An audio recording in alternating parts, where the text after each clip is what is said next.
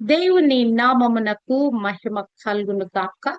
Heavenly light ministries global prayer tower ఆధ్వర్యంలో జరుగుతున్న ఉదయకాలపు స్తుతి ఆరాధన కుడికు మిమ్మల్ని అందరినీ ప్రేమపూర్వకంగా ఆహ్వానిస్తున్నాను. యోహాను సువార్త అధ్యయనం చేస్తున్నాము.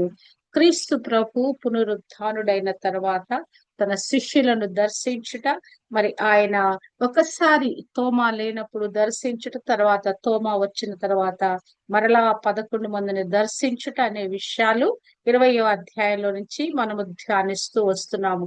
ఇదే విషయాలు లూకా సువార్తలో కూడా రాయబడి ఉన్నట్లుగా మనము చూడగలము. లూకా సువార్తలో చూసినట్లయితే ప్రభు మరి వారిని మరి ఎప్పుడు దర్శించాడంటే గనక ఆ యొక్క ఎమ్మాయి గ్రామానికి మరి ఇద్దరు వ్యక్తులు వెళ్తున్నప్పుడు వారిని కలుసుకుంటూ వెళ్ళిన తర్వాత మరి వారు ఆ వారి గృహంలోకి వెళ్ళి ఆ యొక్క రొట్టెను విరిచి మరి విరిచినప్పుడు మరి వారి కన్నులు తెరవబడి వారు ప్రభుని గుర్తించటం, అక్కడ వారికి అదృశ్యుడాయటం, ఆయన అదృశ్యుడై వెళ్ళిపోయిన తర్వాత మరలా వారు ఏం చేశారంటే యెరూషలేమునకు వెళ్ళి 11 శిష్యులతో కూడి వచ్చి ఇక్కడ ప్రభు మాకు కనపడ్డారని చెప్తారు. ఈ నేపథ్యంలో ఇక్కడ రాయబడిన మాట ఏంటంటే లూకా 24:34లో ప్రభు నిజముగా లేచి సీమోనునకు కనపడనని చెప్పుకొనుచుండిరి. మరి ఇక్కడ ఒక మాట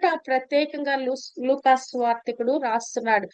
ప్రభువు సీమోనుకు కనపడ్డాడంట. ఏంటని ఆ విషయం నేను ధ్యానిస్తే మరి అది ఎక్కడ రికార్డ్ పరంగా ఎప్పుడు ప్రత్యక్షమాడు ఏంటి అనేది మరి అది అక్కడ నాకు దొరకలేదు. కానీ మొదటి కొరింథీయులకు రాసిన పత్రిక 15:6లో మరి పౌలు రాస్తూ అంటాడు, 15:6లో అంటాడు, ఆయన కేఫాకు కనపడెను అని రాస్తాడు. అంటే ఎవరెవరికి ప్రభు పునరుద్ధానుడైన తర్వాత కనపడ్డాడు అనేటువంటి వారి గురించి రాస్తూ మరి మొదట కేఫాకు కనపడ్డాడు, తర్వాత మరి మిగతా శిష్యులకు కనపడ్డాడు అని రాశాడు. అంటే ఇక్కడ లూకాసు వార్తికుడు రాసిన మాట ప్రభు నిజముగా లేచి సీమోనునకు కనపడనని చెప్పుకొనిరి. అంటే ప్రభు ఇక్కడ వారు వెళ్ళి సమాధిలో చూసినప్పుడు ప్రభు కనపడలేదు, గాని తర్వాత మరి ఒక మధ్యాహ్న కాల సమయంలో మరి పేతుర్ని దర్శించాడు, మరి పేతురుకు కనపడ్డాడనేటువంటిది కూడా ఆ శిష్యులు చెప్పుకున్నారట. మరి వారు వచ్చి ఏం చెప్తున్నారంటే త్రోవలో జరిగిన సంగతులను రొట్టె విరుచడం వలన తమకు ఎలాగో తెలియబడిందో అవన్నీ కూడా తెలియచేస్తారు. అవన్నీ కూడా మాట్లాడుకుంటున్నారట. వారు ఈ మాటలు మాట్లాడుచుండగా ఆయన వారి మధ్యను నిలిచి మీకు సమాధానం అవును కాక అని వారితో అనెను. మరి ప్రభు మరలా ఇక్కడ రెండవసారి ప్రత్యక్షమవుట, అంటే మొదటేమో తోమా లేకుండా ప్రత్యక్షమయ్యాడు, ఇప్పుడు తోమా ఉండగా ప్రత్యక్షమైన సంఘటనను లూకాసు వార్తికుడు రాస్తున్నాడు. వారు ఇలాగు మాట్లాడుచుండగా ఆయన వారి మధ్యను నిలిచి మీకు సమాధానం అవును గాక అని వారితో అనెను. అయితే వారు దిగులు పడి భయాక్రాంతులై భూతము తమకు కనపడనని తలంచిరి. ఇక్కడ ఎవరైనా సరే హఠాత్తుగా మనము ఊహించని విధంగా ఎవరైనా మనకు కనపడితే మనం రకరకాలుగా మనము భావిస్తాము. ఇక్కడ వీళ్ళు ఏకంగా ప్రభుని భూతం అనుకుంటున్నారు. మరి ఇక్కడ ఆయన ఆత్మస్వరూపుడుగా మూసి ఉన్న తలుపుల్లో నుంచి ఆయన వచ్చేసాడు గనక నిజంగా భూతం అనుకుంటున్నారు కదా. ఆత్మకు ఎటువంటి శక్తి ఉంటదండి? ఎక్కడికైనా వెళ్లే శక్తి ఉంటది.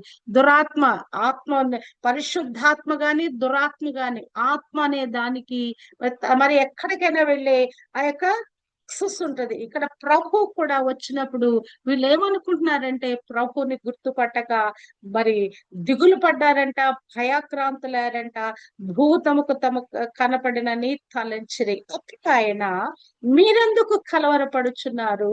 మీ హృదయములలో సందేహములు పుట్టనేలా. ఆల్రెడీ మరి ఆ యొక్క తోమాకు సందేహము కలిగింది. మరి ప్రభు మరలా తాను మరి కనపరుచుకొని సందేహ నివృత్తి చేసి చేశాడు. ఇప్పుడు అందరూ కూడా సందేహపడుతున్నారు. మీ హృదయములలో సందేహములు పుట్టనేలా నేనే ఆయనను అనుటకు నా చేతులను నా పాదములను చూడుడి, నన్ను పట్టి చూడుడి, నాకున్నట్టుగా మీరు చూచున్న ఎముకలను మాంసమును భూతమునకుండవని చెప్పి తన చేతులను పాదములను వారికి చూపెను. భూతం అనే దానికి శరీరం ఉండదు. ఇక్కడ నాలో ఏమున్నాయి? ఎముకలు ఉన్నాయి, మాంసం ఉన్నాయి, అంటే రక్తం కూడా ఉన్నది.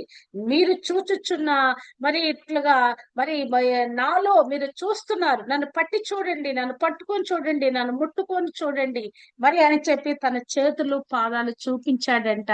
మరి నాకున్నట్లుగా భూతానికి ఎముకలు మాంసము రక్తం ఉండదు, నేనే ఆయనను అనుటకు. హల్లెలూయా. ప్రభు అసలు నేనే అనే పదము ఎంత అద్భుతంగా మాట్లాడతాడు కదా.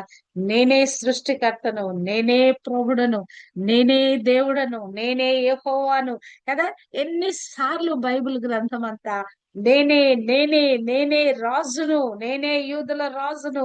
హల్లెలూయా. ఆ మాట ఇంకెవరు చెప్పలేరండి. నేనే అనే మాట ఎవరు కూడా ఈ భూమి మీద నేనే దేవుడను అనే మాట ఎవరు కూడా డిక్లేర్ చేయగలరు.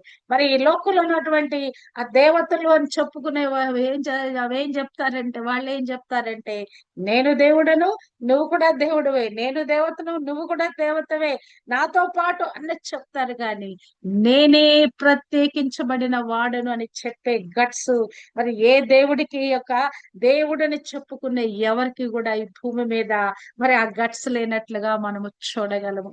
ఆయన తన చేతులను పాదములను వారికి చూపించి, అంటే ప్రభువు మరి ఒక మానవునిగా చనిపోయి మరి మానవునిగా మరి తిరిగి లేచి ఆత్మస్వరూపుడుగా శరీరము దాల్చిన వాడిగా ఇక్కడ రెండు విధాలుగా ప్రభు వారికి మరి ప్రత్యక్షమవుతున్నట్లుగా మనము చూడగలము.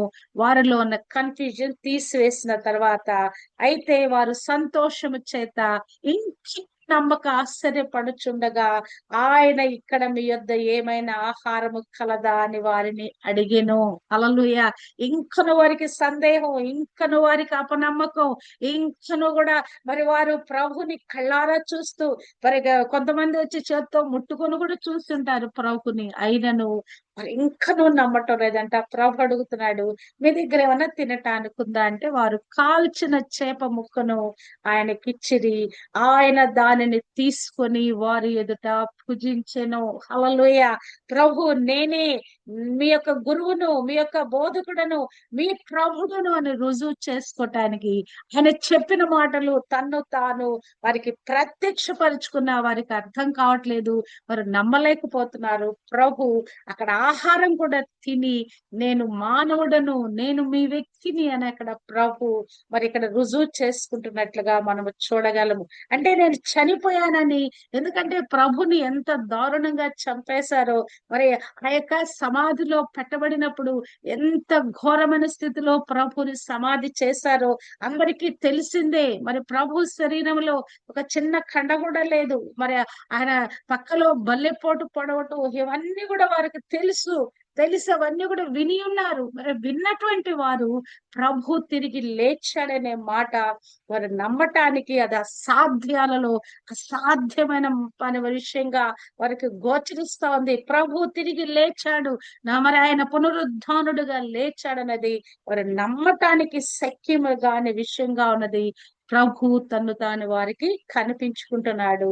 మరి అప్పుడు ఆయన మోషే ధర్మశాస్త్రములోను ప్రవక్తల గ్రంథములలోను కీర్తనలలోను నన్ను గూర్చి రాయబడినవన్నీ నెరవేరవలనని నేను మీ యొద్ద ఉండినప్పుడు మీతో చెప్పిన మాటలు నెరవేరినవని వారితో చెప్పెను. ప్రభు వారికి ఏ లేఖనాల్లో తన గురించి రాయబడిందో, మోషే ఆ యొక్క పంచకాండాల్లో రాసిన విషయాలు, మరి ప్రవక్తలు తమ గ్రంథాల్లో రాసిన విషయాలు, కీర్తనకారుడు రాసిన విషయాలు 22, 69, 118 కీర్తనలో రాయబడినవన్నీ నెరవేరవలనని మీ యొద్ద ఉండినప్పుడు మీతో చెప్పిన మాటలు నెరవేరినవి అని ప్రభు అక్కడ డిక్లేర్ చేస్తున్నాడు. అప్పుడు వారు లేఖనములు గ్రహించినట్లుగా ఆయన వారి మనస్సును తెరిచి క్రీస్తు శ్రమపడి మూడవ దినమున మృతులలో నుండి లేచుననియు యెరూషలేము మొదలుకొని సమస్త జనములలో ఆయన పేరట మారు మనస్సును పాప క్షమాపణయు ప్రకటింపబడుననియు రాయబడి ఉన్నది. ఆ రాయబడిన మాటలు మీరు నెరవేర్చవలసిన వారై ఉన్నారు. క్రీస్తు ఇట్టి విధంగా మరి మూడవ దినాన మృతులలో నుండి లేస్తాడు, ఆయన శ్రమ పడతాడు, హింసింపబడతాడు, మరి ఆ శిలువలో బలియాగం అవుతాడు, మరి సమాధి చేయబడతాడు. ఆయన మూడవ దినమున మృతుల్లోంచి లేస్తాడని, లేచే కారణం ఏంటంటే యెరూషలేము మొదలుకొని భూమి మీదన సమస్త జనులకు ఆయన పేరిట మారు మనసు పాప క్షమాపణ ప్రకటించబడుతుంది అని, ఆ రాయబడిన ఆ మాటలు నెరవేర్చబడతాయని ప్రభు ఇక్కడ పలుకుతున్నాడు. ఇక్కడ వారితో వారి యొక్క మనసులు తెరిచాడంట. ఆ లేఖనాలు గ్రహించినట్లుగా ఆయన వారి మనసులు తెరిచి, నిజంగా ప్రభు మన హృదయం తెరవకపోతే, మన ఆత్మలో ఆ ప్రత్యక్షత ఇవ్వకపోతే మనకు అర్థం కాదండి ప్రభు ఎవరు. ప్రభు మన ఎడల కృప చూపించి, మన ఆత్మదేవుని కృప మన ఎడల ఉంచి ప్రభు ఎవరో అర్థం చేసుకునే కృప, ఆ లేఖనాలను అర్థం చేసుకునే కృప దేవుడు మనకు దయచేస్తాడు. ఎందుకు ఈ యొక్క విషయాలకు, ఈ సంగతులకు మీరే సాక్షులు అని ప్రభు ఇక్కడ చెప్తున్నట్లుగా చూడగలము. ఇదే విషయాలు మార్కు సువార్త 14లో చూచినట్లయితే, పిమ్మట 11 మంది శిష్యులు భోజనమునకు కూర్చున్నప్పుడు ఆయన వారికి ప్రత్యక్షమై తాను లేచిన తరువాత తన్ను చూచిన వారి మాట నమ్మనందున వారి అపనమ్మక నిమిత్తమును వారి హృదయ కాఠిన్యము నిమిత్తమును వారిని గద్దించెను. ఇక్కడ మనం చూసినట్లయితే ఇదే మాటను మార్కు సువార్తికుడు కూడా రికార్డ్ చేస్తున్నాడు. ప్రభు 11 మంది శిష్యులకు కనిపించాడు. ఆయన తిరిగి లేచిన తర్వాత వారిని దర్శించాడు, వారికి కనిపించాడనే మాటను మరి మార్కు సువార్తికుడు కూడా రాస్తున్నాడు. ఇక్కడేమో వీరికి హెచ్చరికలు చేస్తున్నట్లుగా, మరి లేఖనాల్లోంచి బయలుపరిచినట్లుగా, మరి ఆయన గురించి రాయబడిన విషయాలు మరి వాటిని వారు గుర్తు చేస్తూ, ఈ విషయాలన్నీ కూడా మీరు ప్రచురపరచాలి, మీరు నాకు సాక్షులై ఉన్నారని ఇక్కడ రాయబడింది. మరి మార్కు సువార్తికుడైతే ప్రభు వారిని గద్దించాడంట. వారి అపనమ్మక నిమిత్తమును హృదయ కాఠిన్యము నిమిత్తమును వారిని గద్దించెను. వారికి ప్రత్యక్షమై, ఎప్పుడు 11 మంది శిష్యులు భోజనమునకు కూర్చున్నప్పుడు వారికి ప్రత్యక్షమై తాను లేచిన తర్వాత తన్ను చూచిన వారి మాట నమ్మనందున మరి కల్లారా ప్రభు కనపడుతున్నాడు. అయినను వారి నమ్మక ఇంకనూ సందేహిస్తున్నందుకు ప్రభు వారిని గద్దించాడంట. వారి మందమతిని బట్టి, వారి హృదయ మరి కాఠిన్యాన్ని బట్టి వారిని గద్దించినట్లుగా ఇక్కడ చూడగలరు. ఇప్పుడు ప్రభు 2 సార్లు వారిని దర్శించాడు. మరలా 3వసారి ప్రభు తను తాను ప్రత్యక్షపరుచుకుంటున్నాడు. యోహాను సువార్త 21వ అధ్యాయము 1వ వచనము. అటు తర్వాత యేసు తిబిరయ సముద్ర తీరమున శిష్యులకు మరలా తన్ను పరచుకొనెను. ఆయన తన్ను ప్రత్యక్షపరచుకొనిన విధమేదనగా ప్రభు విడిచిపెట్టడం లేదండి. పదే పదే వారిని దర్శిస్తున్నాడు, తిరిగి వారిని ట్రాక్ లోకి తీసుకొస్తున్నాడు. మనం చూసినట్లయితే వారు మరి భయపడుతున్నారు, మరి ఆ దాక్కున్న పరిస్థితిలో ఉన్నారు. అటువంటి వారిని ప్రభు దర్శిస్తున్నాడు, తిరిగి లేఖనాల్లోంచి మాట్లాడుతున్నాడు. రాయబడిన ఆ యొక్క ప్రవక్తల గ్రంథాలలో, మోషే గ్రంథంలో, మరి ఆ యొక్క కీర్తనలో ఎక్కడెక్కడ తన గురించి రాయబడిన విషయాలన్నీ వారికి జ్ఞాపకం చేస్తున్నాడు. అవునా కదా? మనకి ఏది మన జీవితానికి రిఫరెన్స్ గా తీసుకోవాలంటే వాక్యం మాత్రమేనండి. మన కళలు, దర్శనాలు, ఇంకా రకరకాలు చాలా చెప్తారు మానవులు. కాదు, మనకి దిక్సూచి ఏది, ఇండెక్స్ ఏది క్రైటీరియా ఏదంటే మనం ప్రామాణికంగా తీసుకోవాల్సింది దేవుని వాక్యం మాత్రమే. మన విషయాలు మరి మనకి బోధించబడచ్చు, కానీ రాయబడిన ఈ లేఖనము, ఈ పరిశుద్ధ గ్రంథంలో రాయబడిన విషయాలనే మనం ప్రామాణికంగా తీసుకోవాలి. వాటిని నమ్మాలి, వాటిని మాత్రమే మనం బోధించాలి. ప్రభు మరి మరొకసారి ఆయన ప్రత్యక్షమవుతున్నాడంట. మరి తన శిష్యులకు మరి బలోపేతం చేయటానికి, తన గురించి తన ఉనికిని వెల్లడి చేయటానికి, మరియు వారు తిరిగి పరిచర్ను పునరుద్ధరణ చేసుకోవటానికి మరి ప్రభు వారిని దర్శిస్తున్నట్లుగా చూడగలము. ఒకసారి, రెండోసారి, మూడోసారి అసలు ప్రభు మరి ఈ విధంగా వారి ఎడల వెనకబడుతున్నట్లుగా చూడగలము. వారు మరి కంప్లీట్ గా హోప్లెస్నెస్ లోకి వెళ్ళిపోయారు. అటువంటి చడుకు స్థితికి విశ్వాసములో కంప్లీట్ గా జీరో లెవెల్ కి వచ్చేసారు వాళ్ళు. వాళ్ళని అక్కడి నుంచి ప్రభు తిరిగి బలోపేతం చేస్తున్నాడు. వారిక ఇక ఇక ప్రభు సేవ చేయటం కాదు కదా, ఇక ప్రభు నామమెత్తుట కాదు కదా, ఇక ప్రభుని ఏమాత్రం కూడా మరి స్మరించకుండా ఇక తమ పాత జీవితానికి వెళ్ళిపోయినటువంటి ఆత్మీయ దుస్థితికి వెళ్ళిపోయారు. ఆల్రెడీ ప్రభు 2 సార్లు వారిని దర్శించాడు. ఆఖరికి తోమాతో ఇదిగో నా వేలు పెట్టు, నా పక్కలో చెయ్యుంచని కూడా స్వయంగా చెప్పుకున్నాడు. మరోవారికి నేను భూతాన్ని కాదు, ఇదిగో నాకు మాంసం ఉన్నాయి, ఎముకలు ఉన్నాయి, నన్ను చూడండి అని చెప్పాడు. ఇచ్చినటువంటి ఆ యొక్క కాల్చిన చేప ముక్కను తిన్నాడు. అయినను వాళ్ళు తిరిగి మరి ప్రభుని మరి కంప్లీట్ గా మరి నమ్మలేదట. ప్రభు తిరిగి లేచాడు అనే సత్యాన్ని, పునరుద్ధానుడైన ప్రభుని వారు గుర్తించలేకపోతున్నారట. మరలా ప్రభు వారిని 3వసారి తను తాను ప్రత్యక్షపరుచుకున్నాడు. ఎక్కడ? తిబిరియ సముద్ర తీరమున ఆయన మరలా తను తాను ప్రత్యక్షపరుచుకుంటున్నాడు. చూచినట్లయితే ఈ యొక్క ఈ గందరగోళము నుంచి వీరు ఇంకా బయటికి రావటం లేదు. మనకు కూడా కొన్నిసార్లు హఠాత్ పరిమాణాలు, మరి అనేకమైనటువంటి మన హృదయాలను గాయపరిచే సంఘటనలు, మన దిమ్మెరపోయేలా చేసే సంఘటనలు, మనం పోయేలా చేసే సంఘటనలు, మరి దాని తాలూకుగా మరి ఒక స్తబ్దతలోకి వెళ్ళిపోయే సంఘటనలు మన జీవితంలో కూడా జరుగుతుండొచ్చు. కానీ ఎప్పుడైతే తిరిగి వాక్యాన్ని మనం చదువుతా ఉంటామో, తిరిగి మన లోపల ఆత్మ జీవం పోసుకుంటా ఉంటది. ఆత్మ మరి అది కొన ఊపిరిలో ఉన్నట్లున్నా కూడా తిరిగి మనలో విశ్వాసము జనిస్తా ఉంటది, విశ్వాస పరిమాణం పెరుగుతా ఉంటది. ఆ యొక్క కఠినమైన పరిస్థితిలో తిరిగి మనము లేవలేము, బ్రతకలేము, ప్రభులో కొనసాగలేమను పరిస్థితిలో కూడా వాక్యము మనకి ఎంతగానో మన బలోపేతం చేస్తుందండి, శక్తి ఇస్తుందండి, అభిషేకం ఇస్తుందండి. తిరిగి మనల్ని మరలా ట్రాక్ లోకి తీసుకొచ్చి మనలను నిలబెట్టుద్ది. నిజంగా ఈ వాక్యము ఎంత ప్రభావము కలది కదా, 2 అంచుల వాడిగల ఖడ్గము కదా, జీవము, ఈ యొక్క జీవముతో కూడిన ఈ వాక్యము జీవ వాక్యమును కూర్చున్నది అని యోహాను భక్తుడే పత్రికల్లో రాస్తాడు. మేము ఏమి చూచామో, ఏమి తాకామో, ఏమి అనుభవించామో ఆ జీవ వాక్యం గురించి మేము రాస్తున్నాము. వాక్యమే దేవుడు అని రాయబడిన మాట నిజంగానే ఆ వాక్యములో దేవుని శక్తి ఎంతగా ఉన్నదో మరి అక్కడ రాయబడినట్లుగా మనము చూడగలము. నిజంగానే ఈ జీవ వాక్యాన్ని, జీవ గ్రంథాన్ని, పరిశుద్ధ గ్రంథాన్ని ప్రభు మనకు అనుగ్రహింపచేస్తాడండి. లేకపోతే ఈ జీవవాక్యమే మన చేతుల్లో లేకపోతే మనం ఇలాగున్న ఆత్మయాత్రలో ఇంతవరకు మనం రాగలిగే వాళ్ళము కాదు.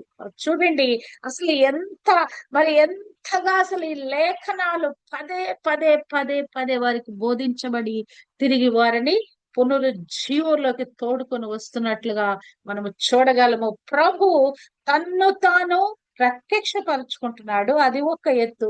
రెండవదిగా చూచినట్లయితే లేఖనాలను ఉటంకిస్తున్నాడు. తను ఫిజికల్ గా ప్రత్యక్షపరచుకోవటమే కాదు గాని మరి ఆ యొక్క సంభవాలకు జరిగిన ఆ కార్యాలన్నిటికీ తగిన లేఖనాలను ప్రభు ఇక్కడ ఉటంకిస్తున్నాడు. వాక్యము లేకుండా ఎన్ని గురుతులు చూపించినా అది వ్యర్థమైన కార్యం అవుద్ది. మరి ఆది అపోస్తుల పరిచర్య గురించి రాయబడిన మాటలు కూడా వాక్యము గురుతుల వలనను, మరి సూచక్రియల గురుతుల వలనను వారు పరిచర్యను కొనసాగింప చేశారని రాయబడి ఉంటది. అంటే వాక్యము ప్రచురించకుండా వారు ఎన్ని అద్భుతాలు చేసినా, ఎన్ని సూచక్రియలు చేసినా, ఎంతమందికి స్వస్థతలు ప్రకటించినా అది వ్యర్థమైనటువంటి కార్యము. ప్రాముఖ్యమైనది లేఖనము, రాయబడిన ఇక వాక్యము, మరి ప్రచురించబడిన ఈ వాక్యము. దీనిని మొట్టమొదటి స్థానం ఇచ్చి వాక్యాన్ని మనము ఘనపరిచి వాక్యాన్ని మనము బోధించబద్దులమై ఉన్నాం. ఇక్కడ చూసినట్లయితే తన యొక్క అనుచరులకు పునరుద్ధానాన్ని, తాను పునరుద్ధానుడు అని నిరూపించుటలో ప్రభు పదే పదే వారికి మరి బయలుపరుచుకుంటున్నాడు. మరి ఇక్కడ ఎవరెవరు ఉన్నారు? ఇక్కడ మనం చూసినట్లయితే మరి శిష్యులందరూ అక్కడ ఉన్నారంట. వారందరూ కూడా మరి అందరూ కలిసి ఉన్నారు. ఆ శాఖ తిబెరియ సముద్రపు ఒడ్డున సీమోను పేతురును, దిదుమ అనబడిన తోమాయు, గలీలయలోని కానా అను ఊరివాడగు నతానయేలును, జెబెదయి కుమారులను, ఆయన శిష్యులలో మరి ఇద్దరును కూడి ఉండిరి. చూడండి, మరి యోహాను, యాకోబు, ఇంకా మరి ఇద్దరు శిష్యులు, మరి మరి పేతురు, మరి తోమా, ఇంకా వారితో పాటు నతానియేలు, మరి ఇంతమంది దాదాపు 7 మంది 8 మంది దాకా ఇక్కడ ఉన్నట్లుగా మనం చూడగలము. అంటే మరి అసలు వీరు గలిలయ సముద్రం దగ్గరికి ఎందుకు వచ్చారు? వీళ్ళు ఆ తిబెరియ సముద్రం దగ్గరికి ఎందుకు వచ్చారు? వీరందరూ ఏ కారణం చేత సమావేశమయ్యారు అంటే, ఇప్పుడు వాళ్ళు ఒక స్టేజ్ దాటి బయటకు వచ్చారనమాట. అప్పుడు వారికి దాక్కున్నారు, మరి మూసిన తలుపుల్లో దాక్కున్నారు.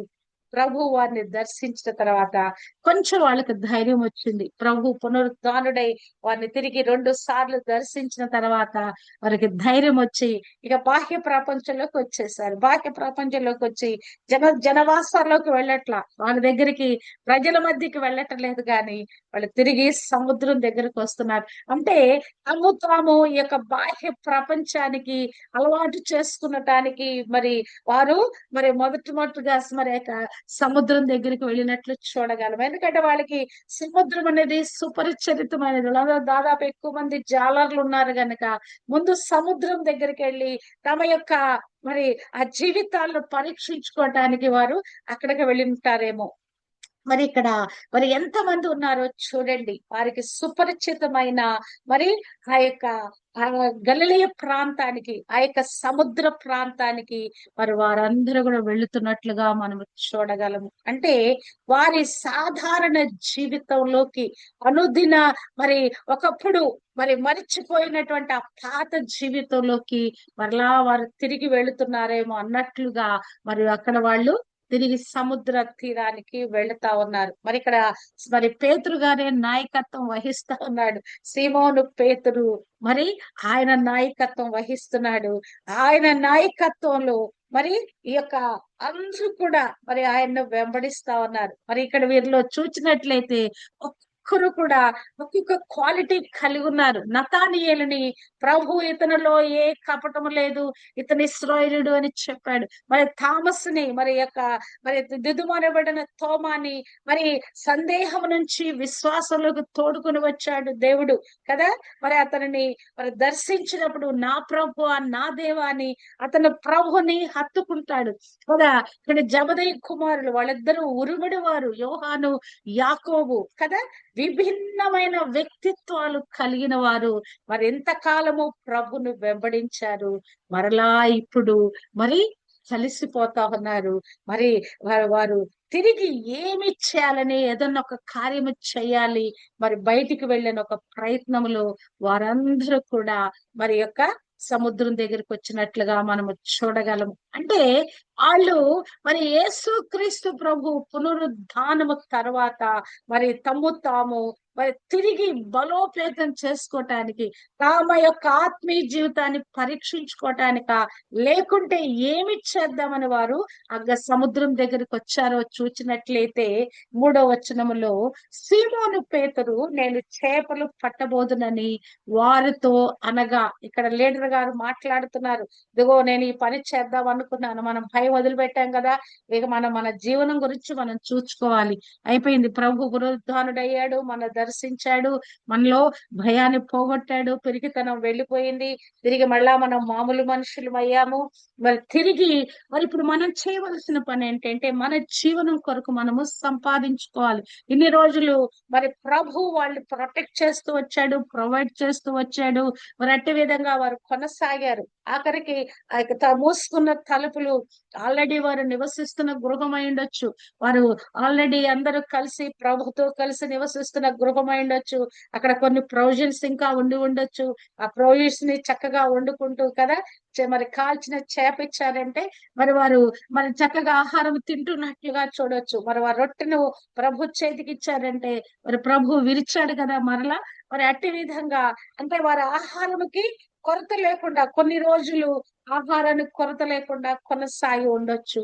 ఇప్పుడు ఇక్కడ వారికి ఆహారము అయిపోయి ఉండొచ్చు. ఇప్పుడు వీళ్ళు ఏమనుకుంటున్నారంటే తమ యొక్క జీవనం గురించి వారు ఆలోచిస్తున్నట్టున్నారు.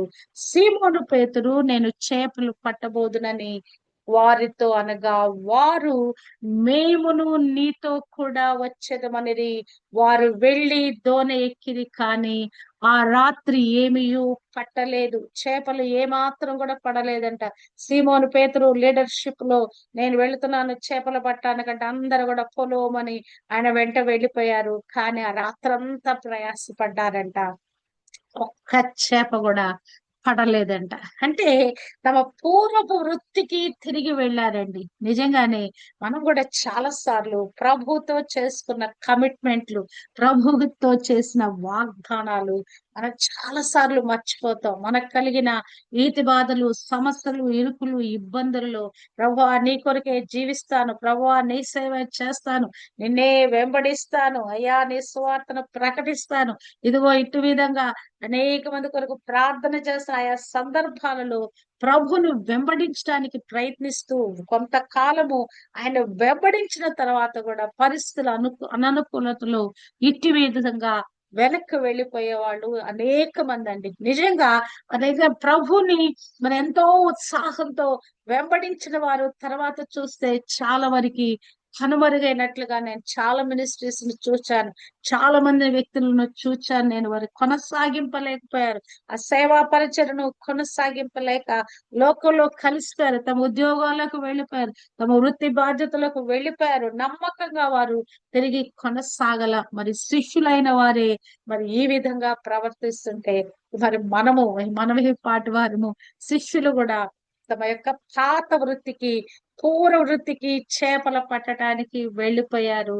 మరి ప్రభు యొక్క మరి ఆ యొక్క మరి ఆ విజయము, పునరుద్ధానపు విజయం అనేది వారికి అర్థం కాని, ఇంకా మరి అర్థం కానటువంటి ఆ యొక్క స్థితిలోనే, ఆ మంద స్థితిలోనే ఉన్నట్లుగా మనము గమనించగలం. అంటే వారికి తిరిగి మరి దేవుని యొద్ద నుంచి ఎక్కడికి వచ్చేసారంటే లోకములో మానవ ప్రయత్నం చేయటానికి వచ్చారు కదా. ఒక మరి సౌకర్యం వైపు, తమకు కావలసిన జీవనం వైపు మరి వాళ్ళు వెళ్ళటానికి, తమ పాత జీవన విధానానికి వెళ్ళటానికి వాళ్ళు తిరిగి వెళ్ళిపోతున్నట్లుగా చూస్తున్నాము. కానీ ఇక్కడ చూస్తే రాత్రంతా కూడా మరి వారు ప్రయాసపడ్డారంట, గాని చేపలు ఒక్కటి కూడా దొరకలేదంట. అసలు ఇది హైలైట్ అండి. మరి చేపలు వృత్తి కలిగిన వారు మరి 3.5 సంవత్సరాలు మర్చిపోయారేమో, ఆ నైపుణ్యత మర్చిపోయారేమో, ఎక్కడ చేపలు వలేస్తే ఎక్కడ చేపలు పడతాయి అదంతా మర్చిపోయారేమో. కానీ రాత్రంతా ప్రయాస పడ్డారంట, కానీ ఏమీ దొరకలేదంట. అంటే మానవుని యొక్క ప్రయత్నాలు ఎట్లా నిష్ఫలమైపోతాయో చూడండి. రాత్రంతా మరి చేపలు పట్టడానికి అదే అనుకూలమైన సమయం అంట, అదే కరెక్ట్ టైం అంట, ఉత్తమమైన సమయం అట. అయినను చేపలు వారు ఎంత ప్రయాసపడ్డారు. ఎంతమంది ఉన్నారండి? 7గురు ఉన్నారు. 7గురు కలిసి మరి అక్కడ ఆ పని చేస్తా ఉన్నారు.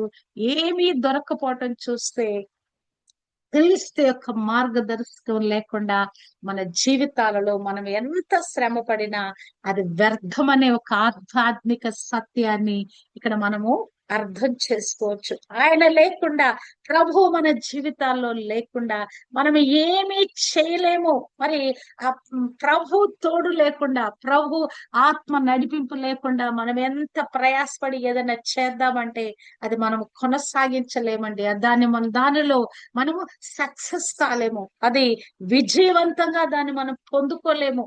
ఇక్కడ ప్రభుని విడిచిపెట్టి ప్రభు పదే పదే వారిని దర్శిస్తున్న ప్రభు ఏం చెప్పాడు?